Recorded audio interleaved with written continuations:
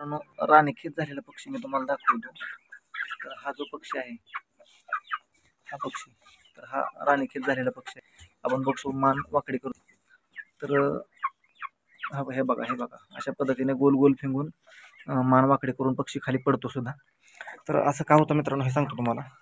तर राणीखेतचा जो विषाणू आहे, तर तो विषाणू जो आहे तो कोंबडीच्या पूर्णपणे नर्वस सिस्टीमवरती अटॅक करत असतोय. ब्रेन व्यवस्थित काम करत पूर्णपणे लकवा मारल्यासारखं त्यांना होतं. तर अशामध्ये काय होतं की यांचं जे वजन आहे ते कमी होतं, भूक मंदावते.